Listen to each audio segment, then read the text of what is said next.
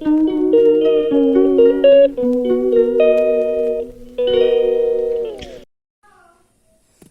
কৃষ্ণ, শুভ সকাল। আজ আমার একাদশী, আজ উৎপন্না একাদশী। তো আমি আজ 12টার পর খাই, ছানা খাবো।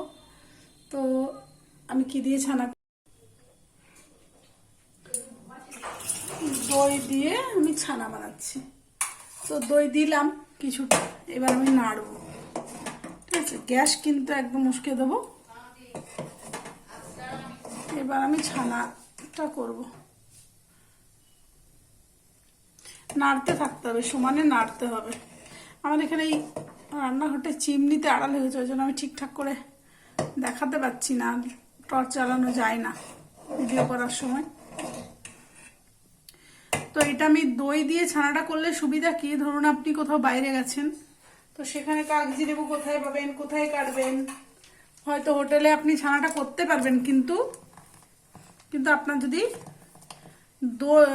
দই দিয়ে কাটান তাহলে আপনার কিন্তু সুবিধা হবে। অনেক সময় আমাদের উপোস কাপাস পড়ে যায় না, ধরুন বাইরে গেছি কোথাও, সেখানে হয়তো আমাদের উপোস পড়ে গেছে, তো আমরা খাবো কি, আর সেখানে ধরুন আমরা তেমন কিছু নিয়েও যাই না, কিন্তু আমরা উপোস টুপোস হলে আমরা যদি আমি এটা জানি, একটা হাঁড়ি হয়তো সঙ্গে করে নিয়ে গেলাম, বা যে কোনো একটা পাত্র নিয়ে গেলাম, তাহলে কি হবে, আমি উপোস কাপাসে কিছু না হলে আমি দুধটা ছানা করে খেতে পারবো দই দিয়ে। এই দেখুন, দই দিয়ে ছানা রেডি।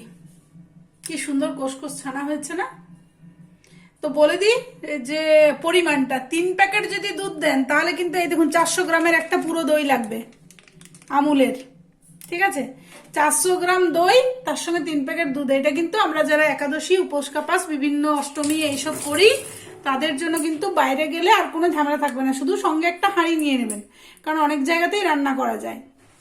তো আমরা সেখানে গিয়ে এই যে দুধ আর দই দিয়ে ছানাটা করে সারাদিন আমরা 2বার খাওয়া যাবে, পেট ভরে যাবে, আর ছানাতে অনেকক্ষণ পেটটা ভরে থাকে আর খুব ভালোও লাগে। তো চলুন এবার আমি গোবিন্দকে ভোগ দিই, গরম গরম ছানা।